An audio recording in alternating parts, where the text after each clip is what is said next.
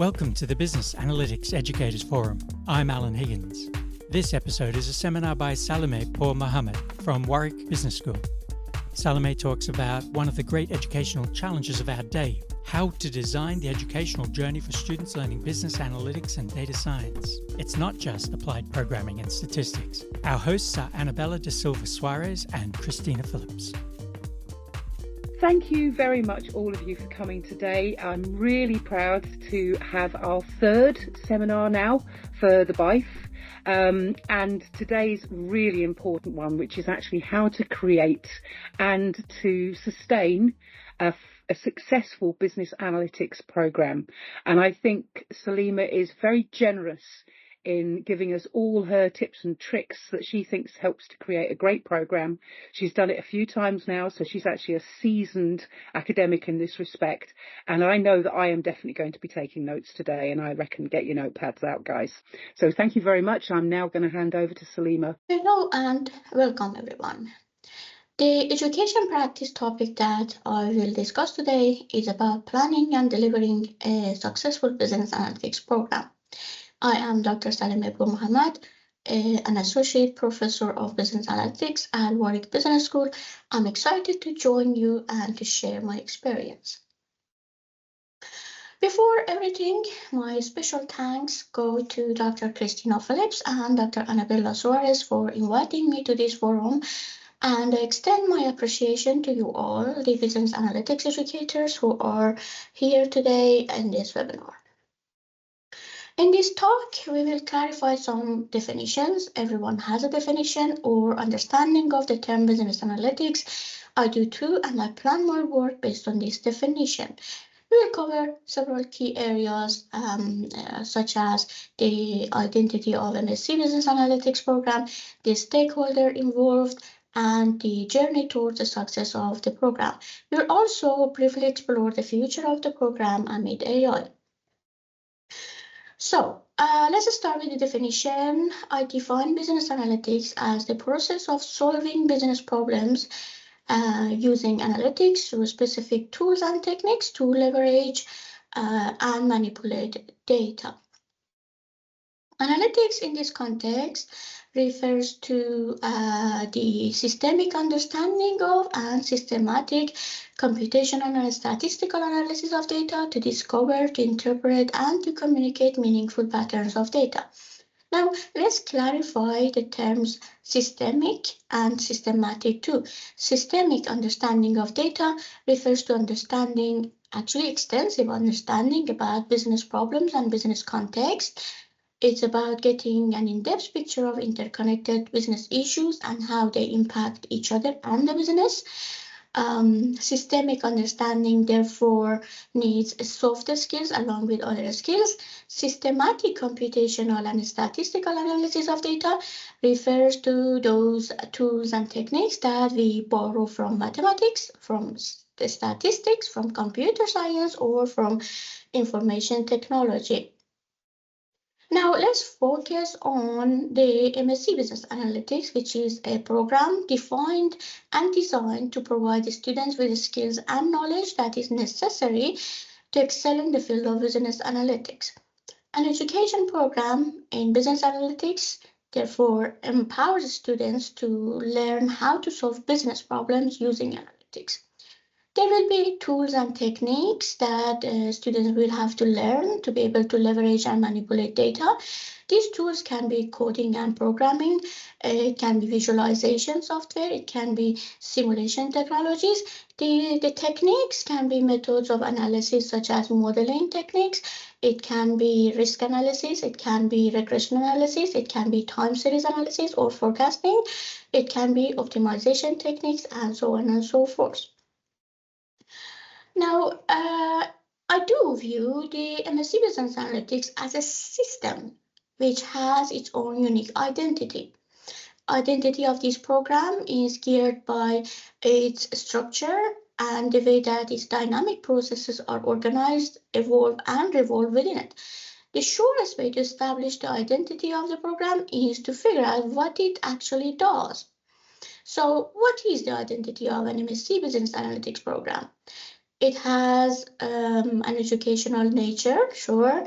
It's a university PG program. It has a modular structure. It refers to business studies and to analytics. It has enrollment pre-requirements, and it involves handling and managing social agents. So the structure of the system, in this case, which is our program, has functional, social, and relational components.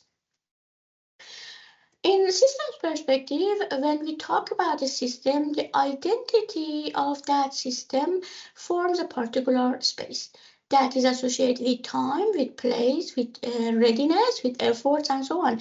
In this space, the main stakeholders decide and agree together to support the success of the system. There will be challenges, of course, along the way, but main stakeholders would take every challenge and would ensure that the system remains viable. The question that I often ask myself as a program director is, are you, as one of the main stakeholders, happy to spend time to understand your program better and to improve it? Are you happy to kick some doors to get more resources and to do what it reasonably takes to get things done?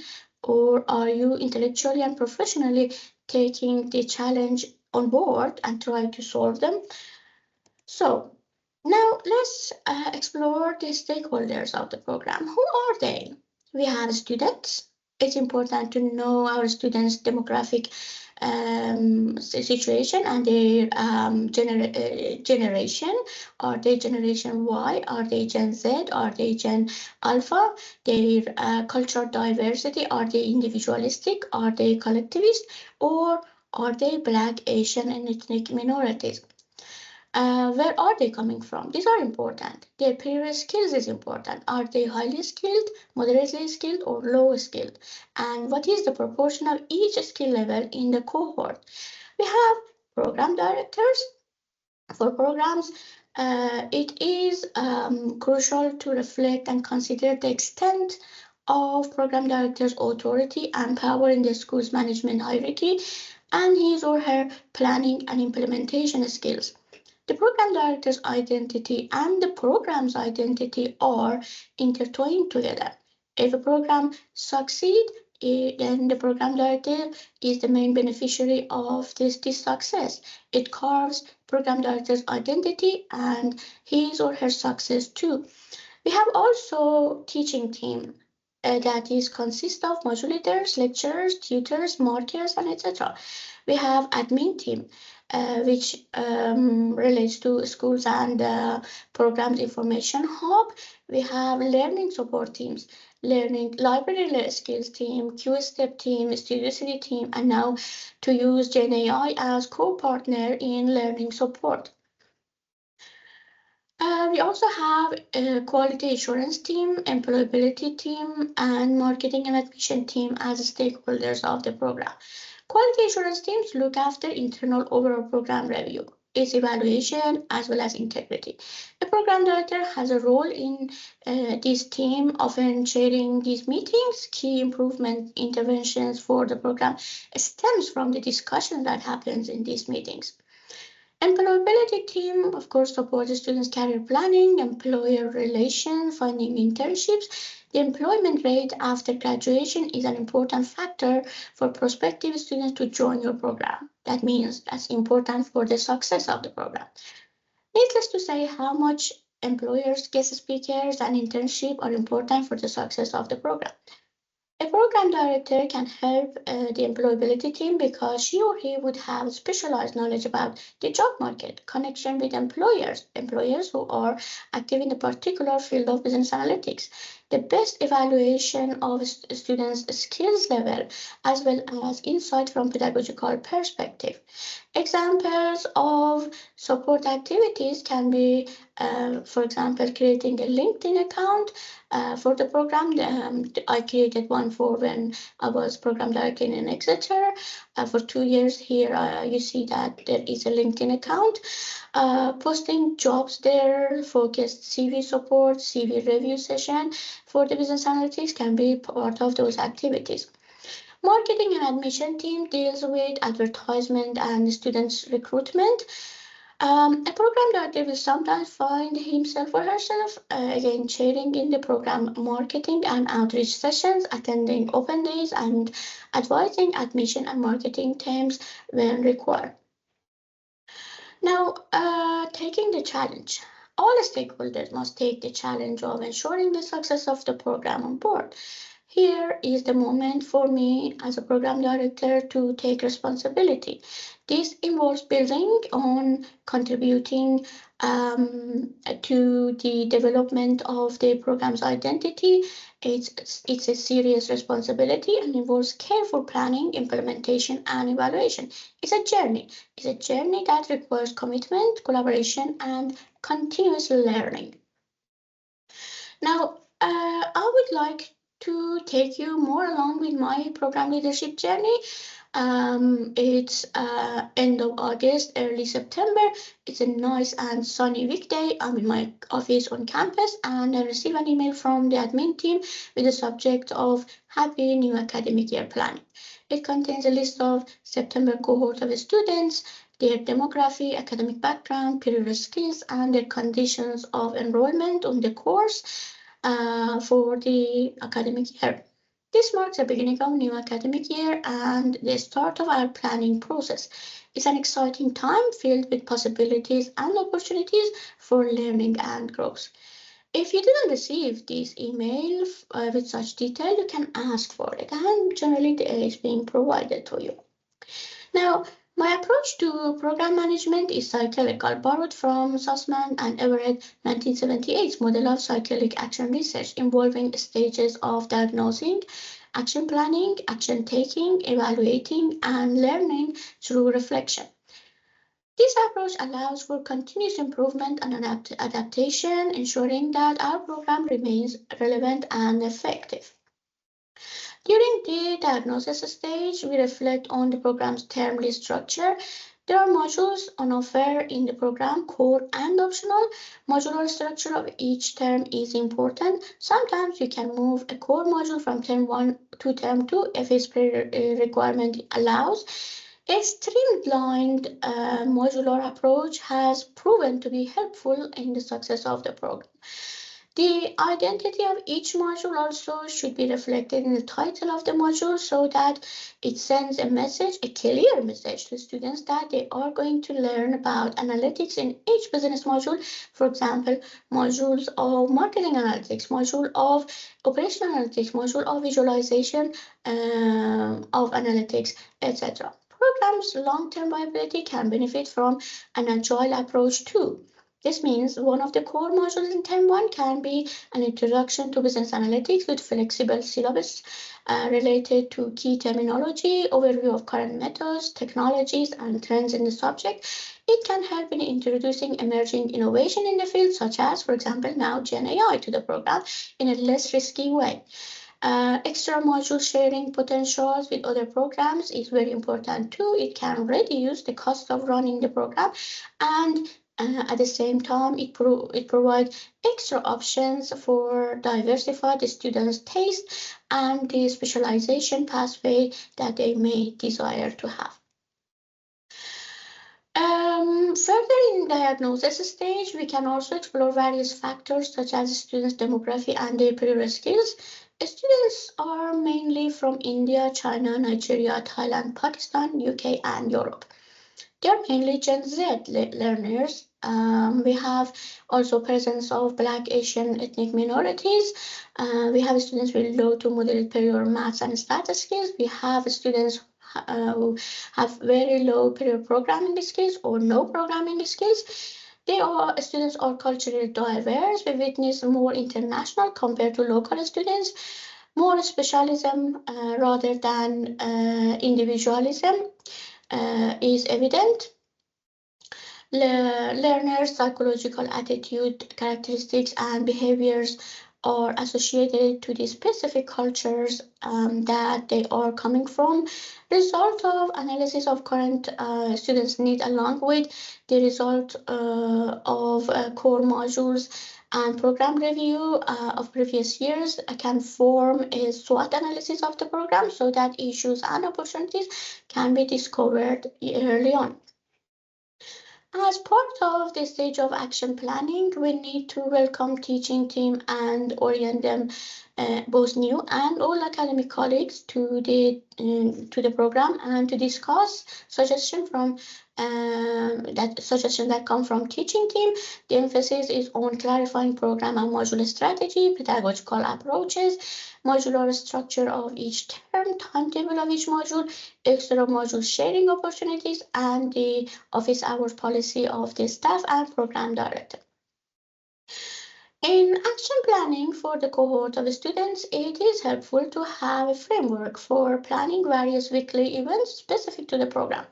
Here you see my framework. It takes into account the name of the event, the duration, budget required, extra support needed, as well as evaluation of the event. It might look like that I'm obsessed with getting feedback and evaluate every event or activity, but it's often help when we use the feedback and evaluation to justify and acquire extra resources in the school for the next cohort of students.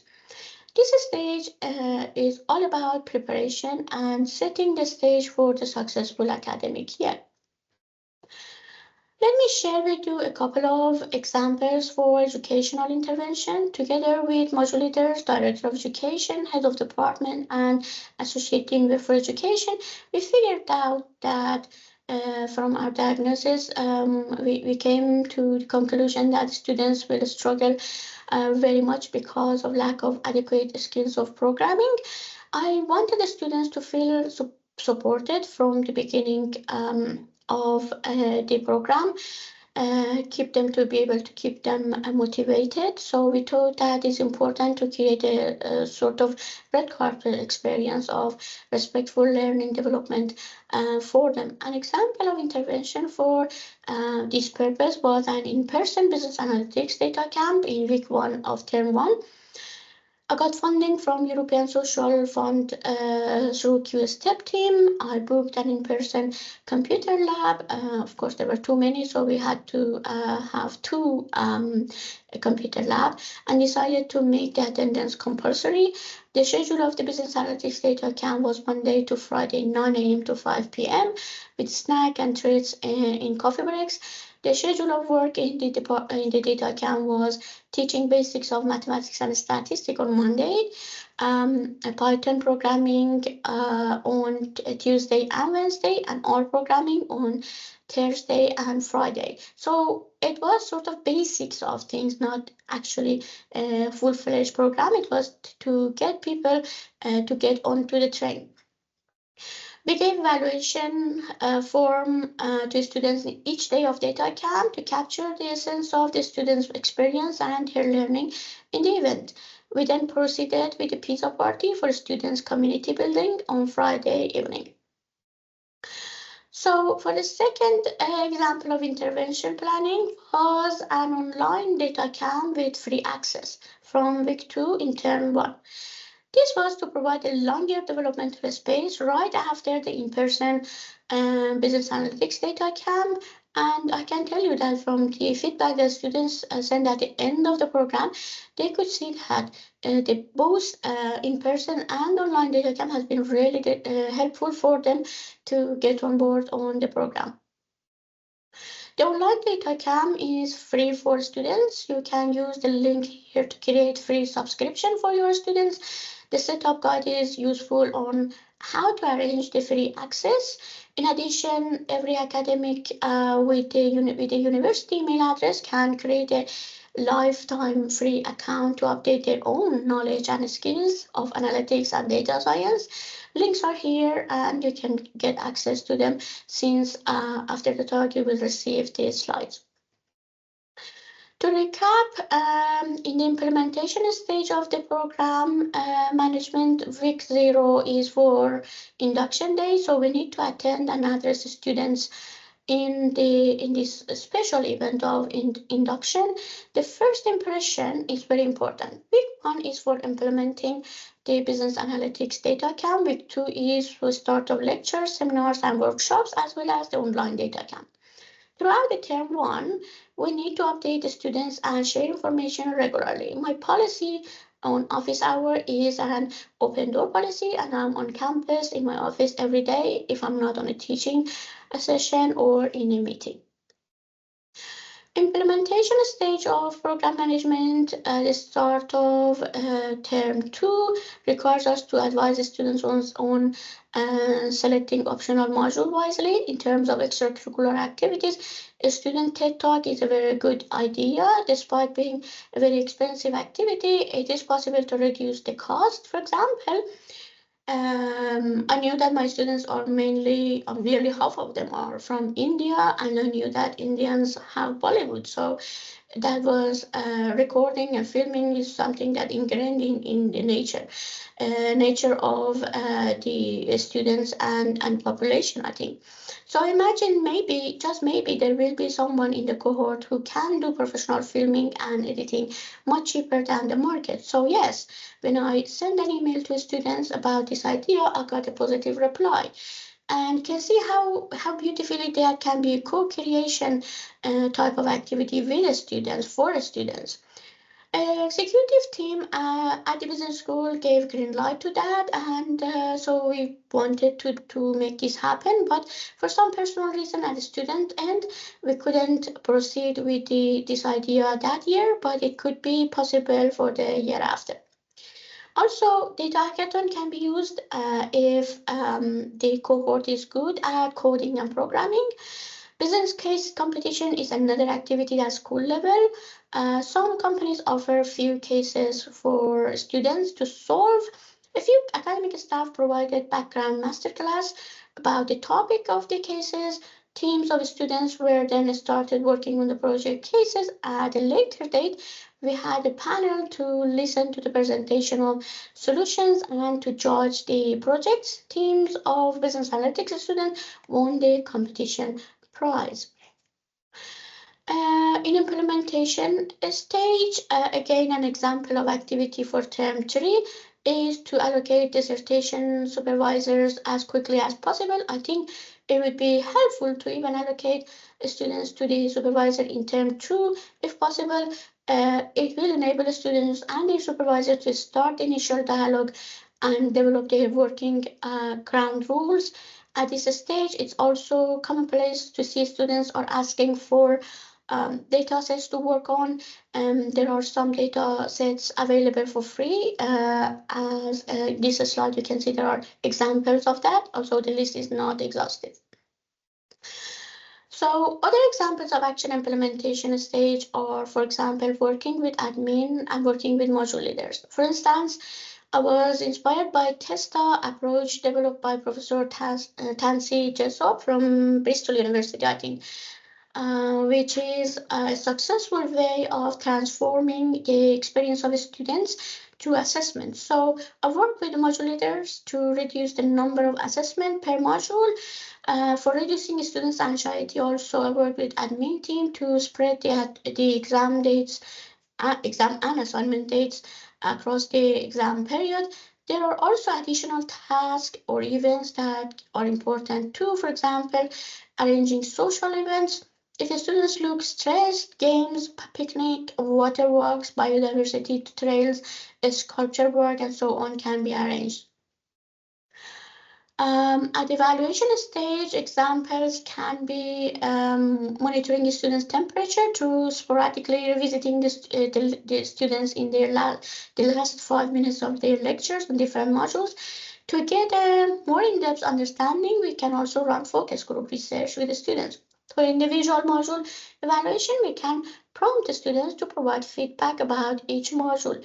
Internal QA programs review is there also to capture the performance of the program.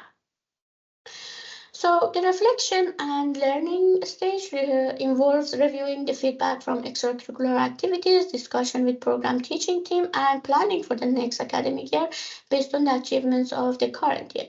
Is a time for reflection, learning, and planning for future. Now, so what about future of business analytics program? Is it we want to think about with the current advancement of AI and in particular GenAI, how the future of business analytics program would look like? Looking ahead, we must consider the future of business analytics program in the era of GenAI. GenAI is an innovation. Will GenAI be a disruptive innovation for education?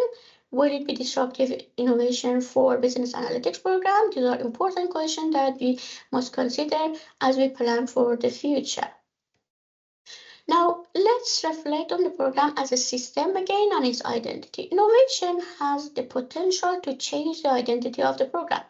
An identity challenging innovation such as GenAI could either threaten or constrain the identity of a system through either guiding it or reinforcing it.